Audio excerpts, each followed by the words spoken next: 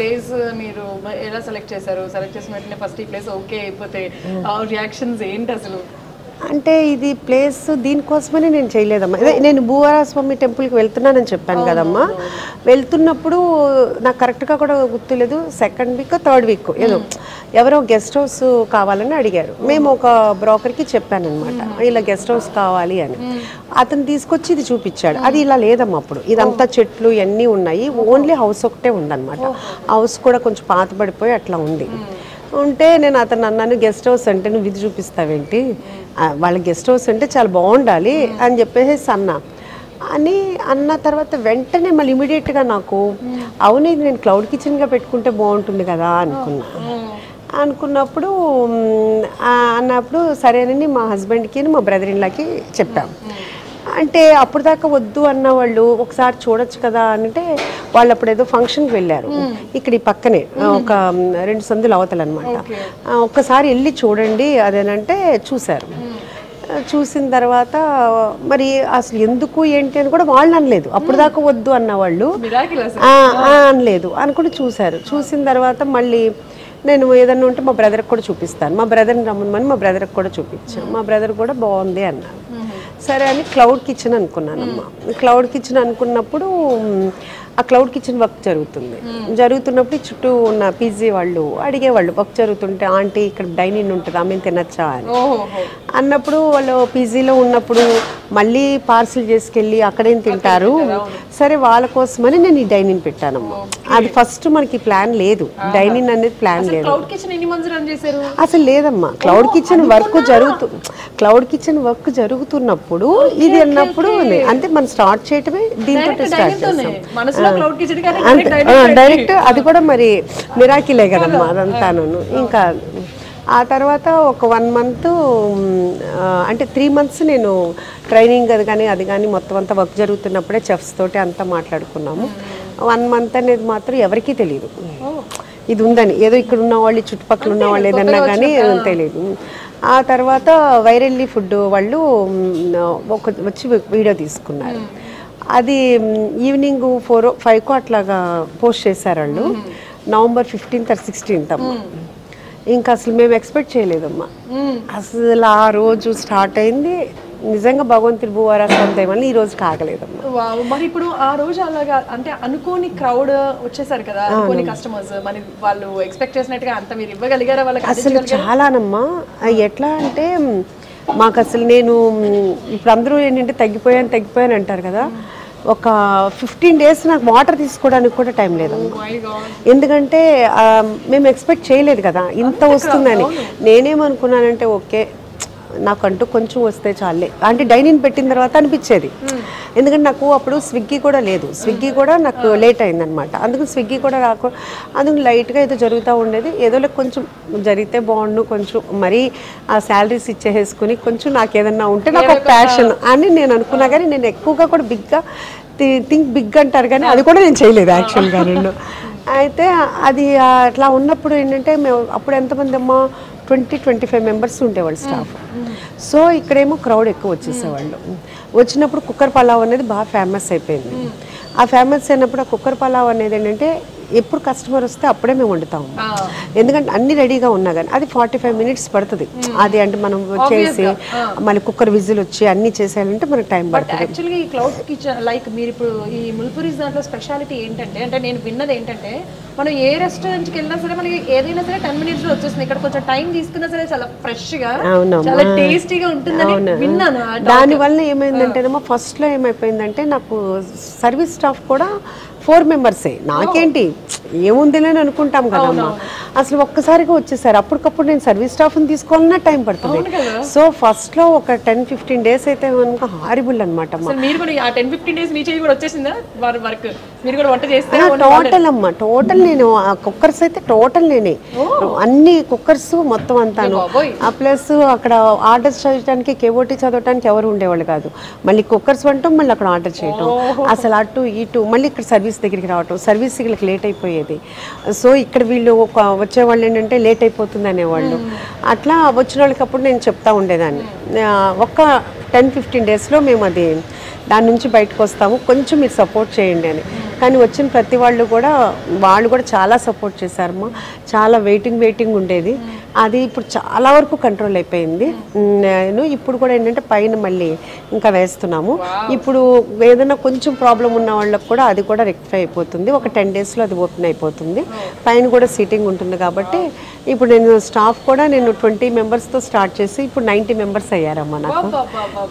అది ఎందుకంటే కనుక ఇంతమందికి లైఫ్ ఇస్తున్నారు. నేను ఇవ్వటం కాదమ్మా, దేవుడు ఇప్పిస్తున్నాడు అంతే. అంతే అంతే అంతే. ఎందుకంటే ఆయన అన్ని చోట్ల ఉండలేడు కదా, అందుకు ఆయన కొంతమందిని ఎన్నుకుని అట్లా నా ద్వారా ఇప్పిస్తున్నాడు. సో మరి యాక్చువల్లీ షెఫ్స్ అంటే ఎట్లా ఉంటారంటే లైక్ ఒక్కొక్కరికి ఒక్కొక్క స్టైల్. మన అందరు ఇక్కడ నుంచే ఉండరు కదా, ఒక్కొక్క దగ్గర నుంచి వస్తూ ఉంటారు, వేరే ప్లేసెస్ నుంచి. వాళ్ళ స్టైల్స్ వాళ్ళకు ఉంటాయి. మనం ఏదైనా చెప్తే ఏంటి ఇలా చెప్తున్నారు, ఇది కరెక్ట్ కాదు కదా అని మళ్ళీ వాళ్ళు రియాక్ట్ అవుతూ ఉంటారు కదా. అలా ఏమైనా జరిగిందా? లేదమ్మా, ఫస్ట్ స్టార్టింగ్ చెఫ్స్ని తీసుకునేటప్పుడే సార్ మా హస్బెండ్ చెప్పారు ఏంటంటే వాళ్ళతోటి, మేడం బాగుంటారు, మేడం టేస్ట్ చాలా నచ్చుద్ది అందరికీ పెట్టారు. ఇప్పుడు దాకా ఎప్పుడూ నెగిటివ్ లేదు, చాలా పాజిటివ్ ఉంది. సో మీరందరూ బాగుండొచ్చు, కానీ మేడం టేస్ట్ కోసమే ఇది తను పెట్టుకుంది, మళ్ళీ తన్ని అది చేయకూడదు అని చెప్పినప్పుడు ప్రతి చెఫ్ కూడా అది చాలా పాజిటివ్గా తీసుకున్నారు అని. వాళ్ళకు వచ్చినవి వాళ్ళు చేస్తారు, వాళ్ళ దాంట్లో మన రెస్టారెంట్ స్టైల్ కాకుండా మన నేటివిటీ కావాలి అని మనం చెప్పినప్పుడు వాళ్ళు అలాగే చేంజ్ చేసి ఇది ఇలా కాదు మళ్ళీ కావాలి అన్నప్పుడు ఏ రోజు కూడా ఇప్పుడు వరకునమ్మా ఒక్కళ్ళు కూడా అది నెగిటివ్గా తీసుకోవటం కానీ లేకపోతే ఇరిటేషన్ అవ్వటం కానీ ఫేస్ ఫీలింగ్స్ మారటం కానీ లేదమ్మా. చాలా పాజిటివ్గా వాళ్ళు అలా ఏంటంటే కనుక వాళ్ళు ఇచ్చి వండిన తర్వాత అసలు ఎంత అంటే కనుక ఎగ్జామ్ రాసి రిజల్ట్ కోసం ఎదురు చూసిన అంత యాంగ్జైటీగా ఇట్లా చూస్తుంటారు. అప్పుడు కూడా ఒక్కొక్కసారి వాళ్ళని ఏంటంటే మేము స్కిప్ చేస్తాం అనమాట. ఏంటది ఆ వండటం ఏంటి, అది ఎవరన్నా నోట్లో పెట్టుకునేదైనా, ఏం మేడం బాగాలేదా అంటారు వాళ్ళు. అంటే ఏం లేదు చాలా బాగుందని అప్పుడు దగ్గర తీసుకుని హక్ చేసుకుంటే వాళ్ళు చాలా హ్యాపీ ఫీల్ అవుతారు. చాలా మంచి స్టాఫ్ అమ్మ. నాకు ఇదంతా కూడా ఏంటంటే నాకు అంటే ప్రతిసారి అలా చెప్పానని కాదు, కానీ వీళ్ళందరూ కూడా భువరా స్వామి ఇచ్చిన బిడ్డలే అనుకుంటాను అమ్మ. నిజంగా వాళ్ళందరూ కూడా ఏంటంటే మేడం అమ్మ అనే అంటారు. నిన్న నా బర్త్డే జరిగినప్పుడు కూడా వాళ్ళ కేక్ మీద హ్యాపీ బర్త్డే అమ్మ అనే రాశారు. So thank you. సో వాళ్ళ మనసులో అంత ఇదిగా ఉన్నాను. వాళ్ళు ఏంటంటే వాళ్ళు చాలా పాపము అందరూ వాళ్ళకి ప్రతి మనీ కూడా 100 రూపాయలు కూడా చాలా వాళ్ళకి వాల్యూ. అలాంటిది వాళ్ళందరూ కలిపి నాకు కేక్ తెచ్చారు. నేను అదే చెప్పా, మీ ఎఫెక్షన్ చాలరా, మీరు అనవసరంగా డబ్బులు ఖర్చు పెట్టద్దు ఎప్పుడు కూడా ఇంకొకసారి అని చెప్పాను. మాకు ఇచ్చిన వాళ్ళు కూడా గిఫ్ట్ ఇచ్చారు, ఏదో ఎక్కడో ఉంది కానీ అలాగా దేవుడి వినాయకుడిది ఇచ్చారు. ఇదంతా వాళ్ళ ఎఫెక్షన్ అనమాట. నిజంగా వాళ్ళకి ఈ ఛానల్ తరపున వాళ్ళందరికీ చాలా చాలా థ్యాంక్స్ చెప్తున్నారు అమ్మ. సో మరి మీరు మీ వంట అంటే మీరు ఒక ఎక్స్పెక్టేషన్తో ఉంటారు, మీ టేస్ట్ అయితే మీకు తెలుసు. సో మరి షెఫ్ చేసినప్పుడు అటు ఇటు చిన్న చేంజ్ వచ్చినప్పుడు మీరు చెప్పినప్పుడు లైక్ ఇలా ఇది కొంచెం చేంజ్ చేసుకో అని చెప్పారా? ఎప్పుడైనా రిజెక్ట్ చేసేయడం కానీ వీళ్ళు సరిగ్గా చేయట్లేదని? సో వచ్చిన వాళ్ళందరూ ది బెస్టే వచ్చారా మీకు? లేదమ్మా, మాకు నచ్చిన వాళ్ళు కూడా ఉన్నారు, పంపించేసాం. అంటే మళ్ళీ తర్వాత ట్రయల్ కూడా చేసుకోవాలి. ఫస్ట్ వాళ్ళు వండేటప్పుడే మనకు అర్థమైపోతుంది, అంటే వాళ్ళు మనం చేంజ్ చేసుకోగలమా, అంటే మనకు దగ్గరగా ఉన్నప్పుడు మనం చేంజ్ చేసుకో, అసలు టోటల్ డిఫరెంట్ ఉన్నప్పుడు మనం ఎంత చేంజ్ చేసినా అది అవ్వదు. అట్లా పంపించేసిన వాళ్ళు కూడా ఉన్నారు. ఇప్పటికీ కూడా మనం ట్రయల్స్ ఇచ్చుకుంటానే ఉంటాము, ఎందుకంటే ఇంకా అదర్ బ్రాంచెస్ పెట్టాలి కదా. అది కొంపల్లో నిన్న పూజ స్టార్ట్ చేసాము. థ్యాంక్ యూ అమ్మ. అందుకని ఏంటంటే ఇంకా మనము కంటిన్యూగా ఎవరు వచ్చినా కానీ తీసుకుంటాము, ట్రయల్స్ ఇస్తూ ఉంటాము. అందుకనే ఇంతకుమంది మనకి ఎక్కువ మంది స్టాఫ్ ఉన్నది కూడా ఏంటంటే తర్వాత ఫ్యూచర్లో ఉన్నదానికి ముందు నుంచి ట్రైనింగ్ అవ్వాలి కదా అని, అందుకనే అట్లా తీసుకుంటున్నాం అనమాట. వస్తూ ఉంటారు, కొంతమంది మనకి ఓకే అనుకుంటారు, కొంతమంది అవ్వదు, పంపించేస్తుంటారు. కాకపోతే అసలు ఈ రోజుల్లో ఏ గల్లీలో చూసినా ఎక్కడ చూసినా అసలు రెస్టారెంట్సే ఫస్ట్ గోల్డ్ అనే రెస్టారెంట్స్. అన్ని రెస్టారెంట్స్ లో కూడా మనకి ఏదో ఒక రెస్టారెంట్ క్లిక్ అవుతూ ఉంటుంది, అన్ని క్లిక్ అవ్వవు కదా. సో అన్ని రెస్టారెంట్స్ ని మీరు డామినేట్ చేసి క్లిక్ అవ్వడం అంటే అసలు అది నాట్ అన్ ఈజీ టాస్క్ కదా. అవును, అది మాత్రం చాలా నిజంగానమ్మా, అది దేవుడు ఇచ్చిన ఇదే తప్పితే.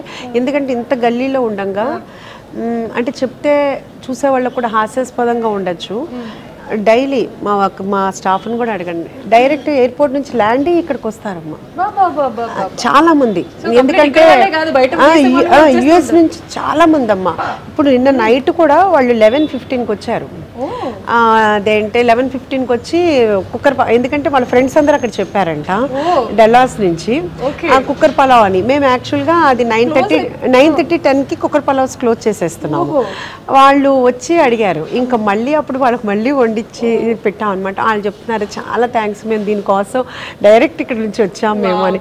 అట్లా వచ్చేవాళ్ళు ఉన్నారమ్మా. ఎయిర్పోర్ట్కి వెళ్తూ ఇటు వస్తారు, లేదు అంటే కనుక మధ్యలో ఇక్కడికి వచ్చిన తర్వాత ఫ్రెండ్స్ తోటి కానీ రిలేటివ్స్తో కానీ మీటింగ్ పాయింట్ అని చెప్పి ఇక్కడ పెట్టుకుంటారు.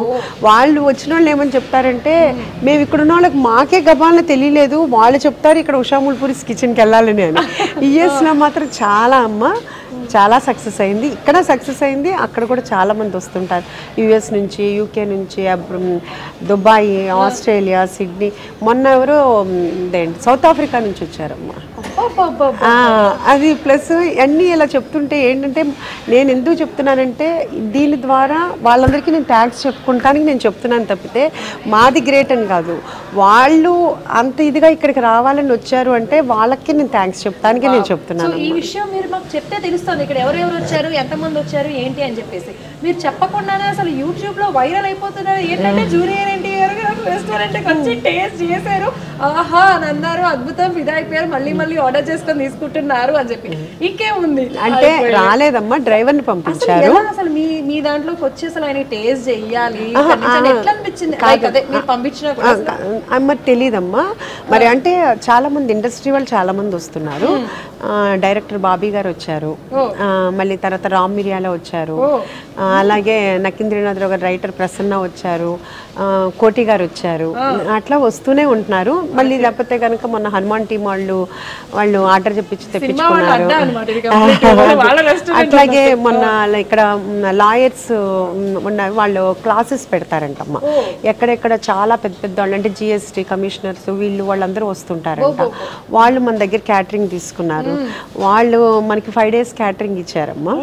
ఇచ్చిన తర్వాత నిజంగా అది కూడా నిజంగా వాళ్ళు ఎట్లా అంటే ఎవ్రీడే తిన్న తర్వాత కంపల్సరీ నాకు ఫోన్ చేసి అసలు ఎంత అంటే మన పిల్లలు కనుక తిని అమ్మ చాలా బాగుంది అని ఎలా చెప్తారు, వాళ్ళు ఫోన్ చేసి అందరూ లాయర్స్ పెద్ద పెద్ద వాళ్ళమ్మ వాళ్ళందరూ ఇలాంటి ఫుడ్ మేము ఎక్కడా తినలేదు, చాలా బాగుంది అని. తర్వాత లాస్ట్ 5th day రోజున నన్ను ఇన్వైట్ చేశారు వాళ్ళ దగ్గరికి. ఒక్కసారి మీరు రండి మా దగ్గరికి, మేమందరం వచ్చే కంటే మీరు మా దగ్గరికి వస్తే మాకు ఇదిగా ఉంటుందని అని. వెళ్ళిన తర్వాత అక్కడ ఒక 20 members ఉన్నారమ్మా. అందరూ అసలు ఎంత బాగా అంటే నన్ను రిసీవ్ చేసుకుని అసలు వాళ్ళు ఏమంటున్నారంటే యు ఆర్ అవర్ హీరో అంటున్నారు. అసలు అంటే వాళ్ళకి అంత ఫుడ్ అని వాళ్ళు ఏమని చెప్తున్నారంటే మొత్తం క్లాసెస్ ఇస్తారు కదా, అయితే కనుక ఆయన కూడా చాలా బాగా చెప్తారంట క్లాసెస్. ఇప్పుడు మాకు ఎలా అయిందంటే కనుక ఆయన క్లాసెస్ బాగా చెప్తున్నారా, మీ ఫుడ్ బాగుందా, ఈ కాంపిటీషన్ అయ్యింది అంటే ఆయన వాలంటీర్ గారు మేడంకి క్రెడిట్ అంతా. అంటే ఇవన్నీ ఏంటంటే వాళ్ళ గ్రేట్నెస్. ఆ తర్వాత కూడా మళ్ళీ అయిపోయిన తర్వాత కూడా మాకు ఫోన్ చేసి వాళ్ళు చెప్తున్నారు, ఏంటి మమ్మల్ని ఇలా వదిలేశారు, మా ఫుడ్ ఏంటి పరిస్థితి, మీరు అంత టేస్టీగా పెట్టేసి 5 రోజులు, ఇప్పుడు 5 రోజులు చేసినప్పుడు ఇన్ని వంటలు చేసినప్పుడు ఏదో ఒకటన్నా బాగోకుండా ఉంటుంది.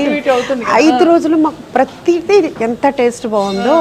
అసలు మేము ఇంట్లో ఇప్పుడు ఎవరైనా వండుతుంటే మా వంటలు నచ్చట్లేదు అని మా వంటమ్మాడికి చెప్తున్నాము, వెళ్ళి నేర్చుకోండి అని చెప్తున్నాము అని చెప్పి వాళ్ళు ఫోన్ చేస్తున్నారమ్మా. ఈ అందరూ కూడా ఏంటంటే వాళ్ళు చాలా అంటే అసలు ఎంత బాగా ఓన్ చేసుకున్నారంటే అంత బాగా ఓన్ చేసుకున్నారమ్మా.